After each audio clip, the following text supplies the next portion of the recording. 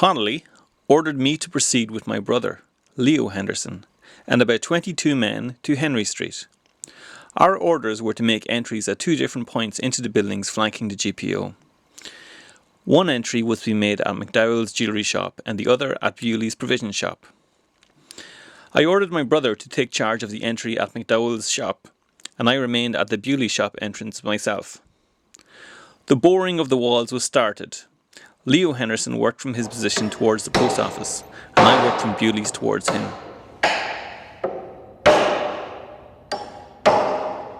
Oh, breathe not his name, let it sleep in the shade.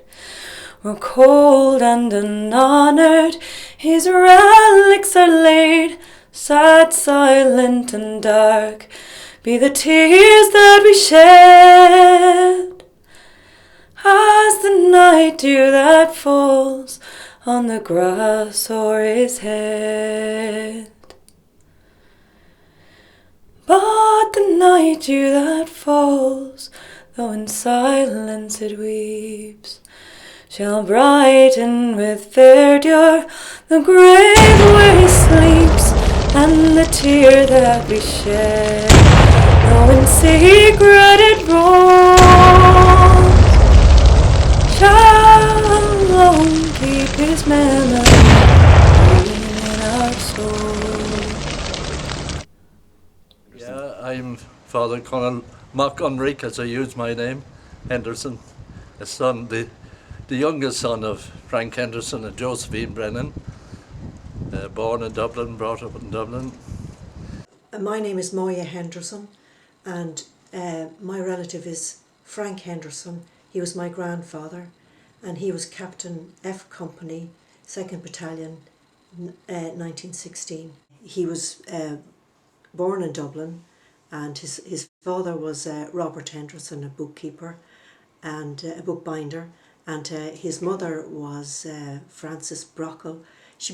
Our family came from County Armagh, and she was a school teacher. She was well educated and a school teacher, and they were Fenians, and they came over to Manchester because they had a business up the north, and during one of the 12th of July parades they were burnt out, and so they decided to leave, and they lived in Manchester. That's where Frank's parents met up.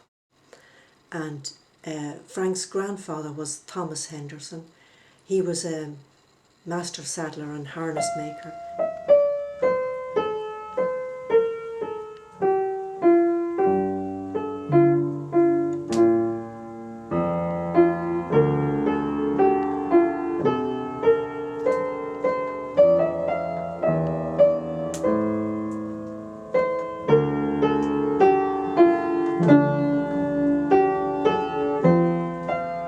You could say he was afraid, but he wasn't fearsome. Yeah. But respected, by God, you respected that all right. Yeah. So I always knew he was head of the family, and I always knew he was, Daddy and Mammy were close partners. All their lives. Okay. Even unto the deathbed. Studied abroad in Rome afterwards, 8 years in Italy, and then came home to Athlone, Ballykearton Athlone, where the Society of St. Paul have a house, or used to have a house. I'd say my father had a little bit more time. All the family had grown up, and he took a certain interest in being close to me. And he was good at psychology too, because I could see him intervening in certain situations that developed in my own growing up. I had great respect for my father. Okay. And I was proud of him. Yeah. But he had great respect for women. And it was no short thing for him to raise that.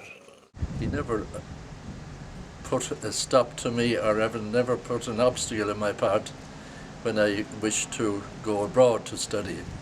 People on the outside used to say, well, he's a very strict man, but he had a very kind and generous heart. My dad was not strict on the Irish. He promoted the Irish. A douche means surprise. Yeah. So it became the douche you may. It started with a sixpence being the highest you could gain from dad Yes. per week for speaking Irish to each other. He was at the 98 celebrations. When he was young, he was brought into town by his father for the 98 celebrations around Stephen's Green, where his own grandfather had a shop, master saddler in his time. And I remember he bringing me up to Collins's barracks Okay. and watching the parade pass by there with him. Yeah. Of course, I felt very proud of him at that time, and going into the Collins's barracks and meeting army people in there. There's this connection with military connection. I'm 1798. Yes. And it's what that brought in history, Wolf Tone. Most of the talk was about Brian Boru asking my dad who he thought well of in those days for the history boost. Yes. Owen Rowe O'Neill. Okay. But then Paddy Pierce was to the fore in those matters. But that would be more recent years. Yes. That kind of a background, a military or a fight for Irish freedom. Then at school, when he was at school, Yeah. as a teenager, I think that was the influence. My mother came in somewhere along the line later. He got to know my mother through the Gaelic League, right, Conor? Yeah. And through Ard Crave. The Ard Crave, that was a branch of the Gaelic League. Okay. He joined the volunteers in 1913. Okay. He could see what Dublin was like in those days, the poverty that was there. Yeah. He could see that and the struggle his own father had. And, trying to find jobs and rear a family and the way workers were treated. And the 1913 lockout, he was very impressed with Larkin at that time. And he thought more could be done for workers. But the poverty in Dublin was appalling at that time. And there seemed to be no way out. Okay. And involved in the Hoth gun running with his brothers, Robert, Leo and Murish. Okay. And He was at the Hoth gunning, and he was actually involved in the taking of the guns from the pier Yes. and marching back to Fairview with them.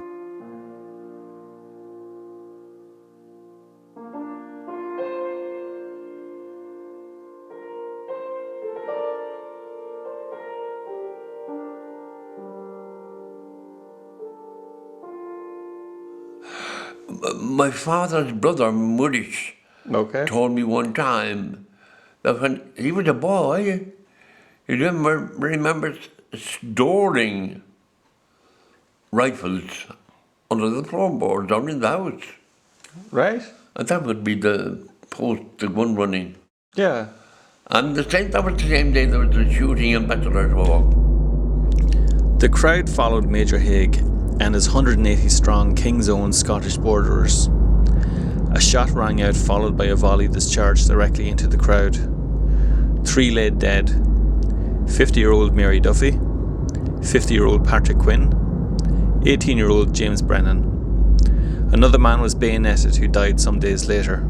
Oh, breathe not his name, let it sleep in the shade. We're cold and unhonored, his relics are laid.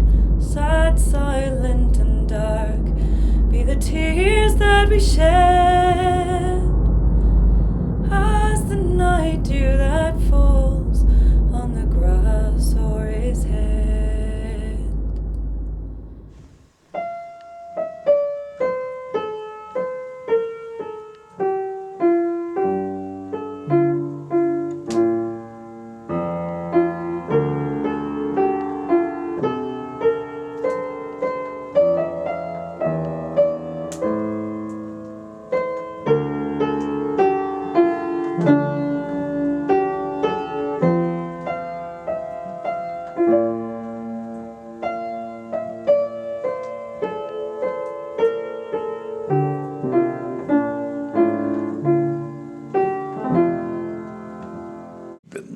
Dublin Ross's funeral. He would have been part of the military formations Yes. for that funeral. Right. Well, Thomas MacDonagh became his, I think there was his immediate boss. Yeah.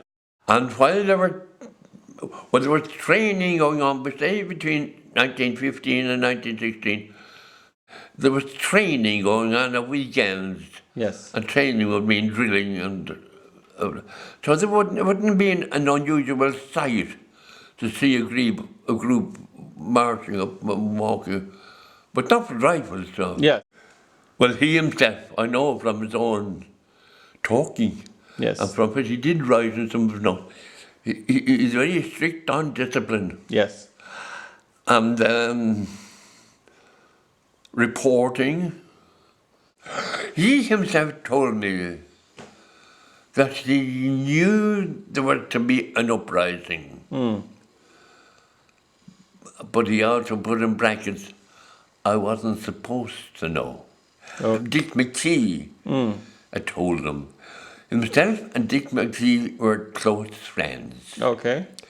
There was one incident Yeah. in a few weeks before the rising, 2 or 3 weeks before the rising, in Dawson Street someplace, Yes. where there were the main volunteers, the officers were assembled, and they were addressed by Paddy Pierce came in to speak to them. Okay. And there was silence when he came in. And they sat down, and he looked at them and he said, is every man here prepared to meet his God? And if not, now is the time to get out. But it shows how close they were, to reality. In 1915, a branch of Cumann was started in Fairview. Commandant Frank Henderson was in charge of F Company, 2nd Battalion during this time. And I was struck by his good nature and cheerfulness. Nothing ever seemed to put him out, and he listened to all requests and complaints with his ever-ready smile, and always did his best to make matters right for everybody.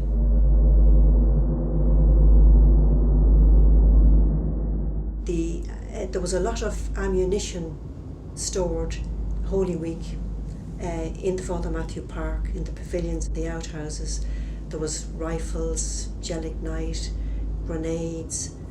Because of the countermand, a lot of men didn't turn up, so they didn't have the numbers they wanted.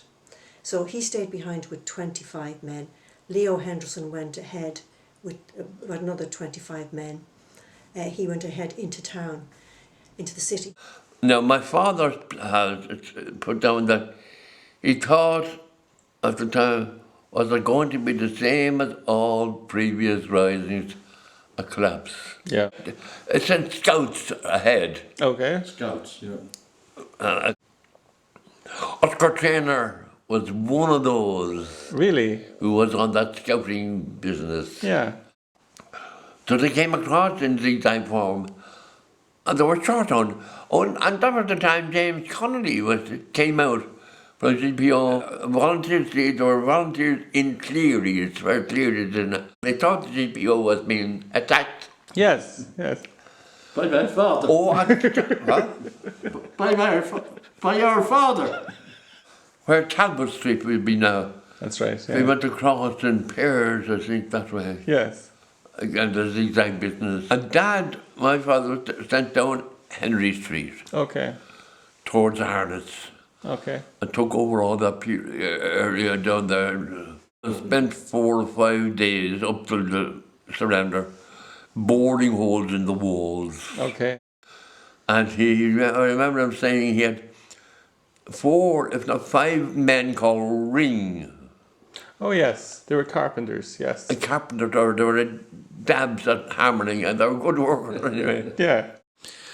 Tunnels were bored from the GPO as far down as Henry Street. Fair, wasn't it? Yes. Yeah. GPO went on fire. So yeah. maybe that was a call. So they were called then Sure. up to headquarters. So they all had to come up that time. Those who were left are able. Yeah. Wasn't there a break sometime? Didn't Mammy go to see him? While he was back in the GPO anyway, having come in from the outskirts, my mother, Josephine, not yet married on, Had to get to see him. I remember asking her this, and I kept running. Did you not see bullets fly? Oh, I thought they were flying, but she hammered at the side door. That side door is still there. Yeah. And by the way, that's the door that eventually they escaped from. Okay. She asked to see him, and he came down, and he wasn't a bit pleased to see her. Okay. Why? Why was he not pleased to see her? Well, if you were in the middle of an uprising and this young twit comes along, get the hell with it. Yeah. That was the attitude that he. But anyway, he gave her. The timing was wrong. He told her to get the hell out of Another here. weekend. She went to Stanhope Free Convent and she bought medals Right. and a crucifix, a pocket crucifix. And when my father told her to get the hell out of here, anyway, and before some of his men started crowding around, and she started giving them out medals. Right. But she gave a special thing for my father, and that was a crucifix, Right. a pocket crucifix. Okay. And then she said to me, my mother said to me, you said, "Did I remember them taking that out during the rosary?" Didn't one of the soldiers ask her to do something? One of the volunteers, now that's the name who was Coyle, I think, he asked her to deliver a note that if anything happened to him, she was to look after his things. And he was shot dead. Right. Henry Coyle. Okay.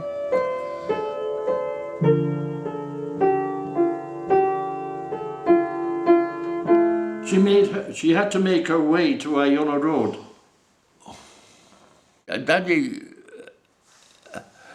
gave her 2 men to escort her across the Henry Street. Yeah. Because they were sniping from Amiens Street, you know, At the railway station. the thing above.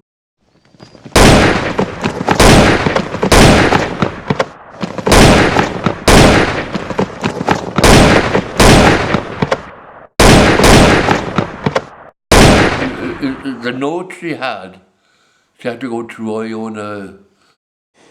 In the afternoon of Thursday, while boring through the walls close to Arnott's, we noticed that a British armoured car had come down Henry Street from Capel Street direction, and had halted just opposite our position.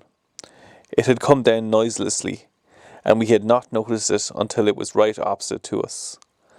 I knew it would be no use opening rifle or revolver fire on it, and we had no bombs. I immediately sent to the GPO for bombs, and for a couple of men who knew how to use them. The bombs we used at that time were very crude. 2 men arrived quickly. The occupants of the armoured car appeared to be unaware of our presence, and I gave orders for absolute silence to be maintained. Before the 2 men who arrived had sufficient time to ignite their bombs, the armoured car moved back towards Capel Street to its original position. After they left the GPO, they went across to Moore Street. Moore Street. Yeah. And he'd been one of those that was in one of those houses there where they had to surrender. He was there. He was ordered by Tom McDermott to put up a barricade. And at that time he was saying they began to tear, and he himself collapsed. Yeah. When he did wake up in broad darkness in Moor Lane or some of these, but when he woke from that collapse, it's all darkness.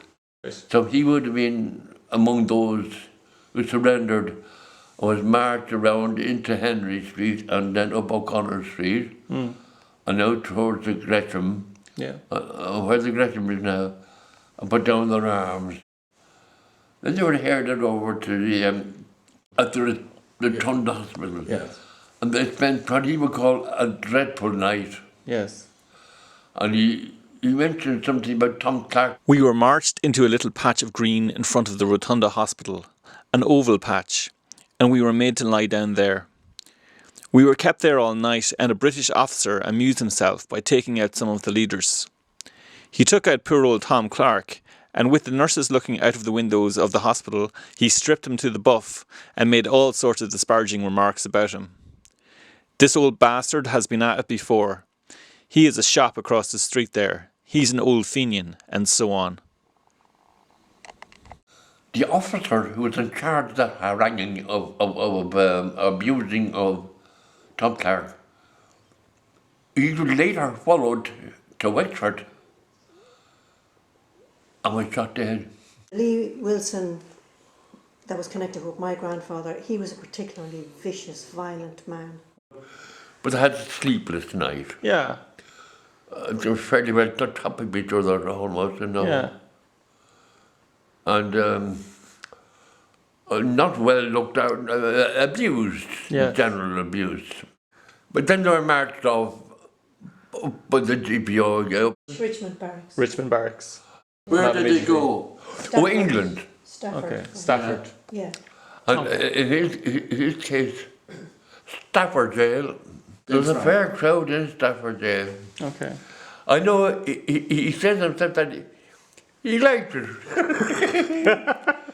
And that got on well with even with the officers in charge, you know. Right. You had the black and tans. Yes. But you were staying now and then in safe houses. Okay. Wasn't he in Dundalk jail? One way we know he was in Dundalk was there was a book at home and a lot of autographs in it. And Dermot Lynch was one of them anyway. And he had great admiration for Dermot Lynch. Okay. He thought he was one of the best. In April 1918, Dermot Lynch was informed that he was to be deported to the USA. He asked for permission to marry his fiancée, Kathleen Quinn of Newbridge, County Kildare, so that she could apply for a passport to travel to the USA with him as his wife. This was refused, so he quietly, with the help of his Republican comrades outside, made the marriage arrangements in Dundalk jail.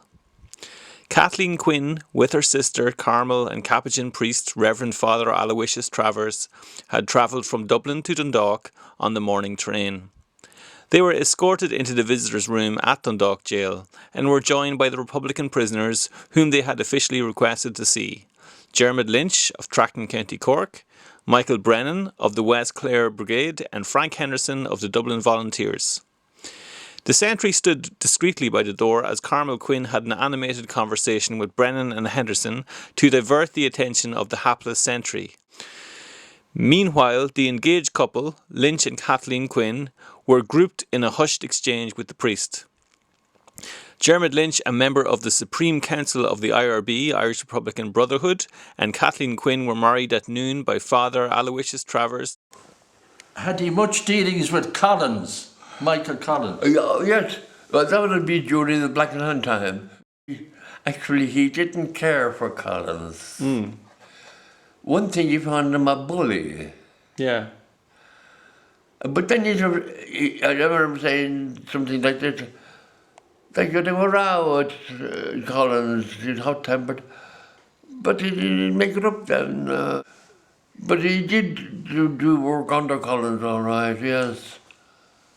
And that was one of the times he was coming home from work that he was searched. With the Mulcahy, they hadn't a good relationship after Yeah, but the Civil War. I'm a bit, I don't know why. Okay. But I know one thing that happened. That year to have the volunteers assembled on Sunday mornings for drill or for arming or whatever. And Dick would often, it more than once anyway, late. Okay. And Dad, it was a strong word to use, challenged him. Okay. Dad was into discipline and timekeeping. Who was? Dad. Oh, yes. Yeah. Yeah. But he was also into the feelings of the men. Yes. Yeah. My father did a term in prison during the Civil War. No, but wasn't there a story about Mammy and Rory What happened there? going to the Mountjoy to wave up? Oh, well, there's a photo of that, not of that pair, but of other women outside the jail waving up at them all. Because Mammy used to tell me, oh, we used to be there and we'd be, and she'd be laughing at the other, Mr. Houlihan and somebody, Oh, they the waved hooligans, yes. Yeah. and holding up the babies. And Lovely. What does 1916 mean to you? Well, it's very significant because of so many relations.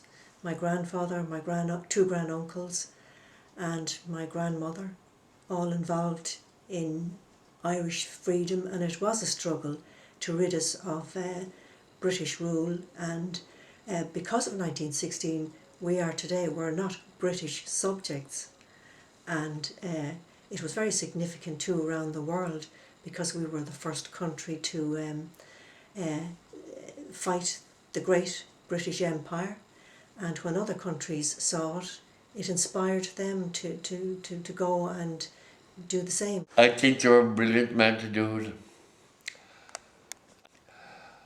It was a nation trying to exert and be knocked all the time. 1916 was a big thing.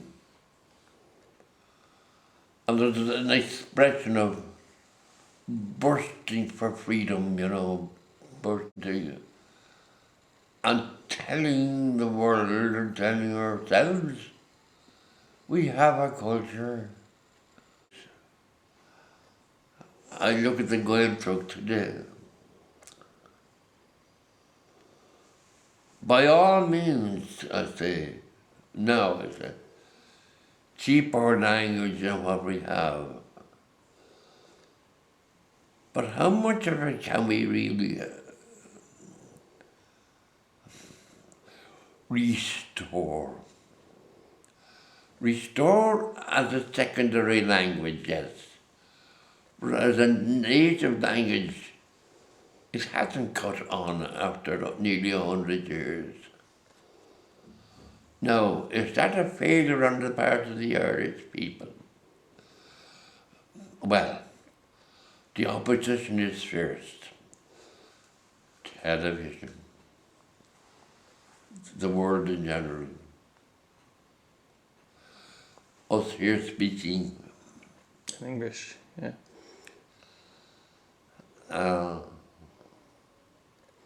And yet I love it. Why? I suppose because, to me, it's beautiful. There was great idealism. You can be free even when you're in prison. So freedom is really is freedom of the soul, freedom of the spirit. I know all those people who fought in 16, and a lot of them were, they were devout people. They said rosaries and said prayers, and there were many believers among them. Keep talking to it in Irish. Keep it alive yourselves. I wish I were on yonder hill. 'Tis there I'd sit and cry my fill, till every tear would turn the mill. Iscaje to my morning slong. Shul, shul, shul a ruin. Shuga, Sakiragas, Shuga, Kyun. Shuga, Taris, August, Sailing Glum. j to my warning song. I'll dye my petticoats, I'll dye them red, and round the world I'll beg for bread, until my parents would wish me dead. Isca j to my warning song. Shoo, shoo, shoo, shoo, ruin. Shuga sakiragus shuga kyun. Shuga darsagus sailing lum. Iska j to my warning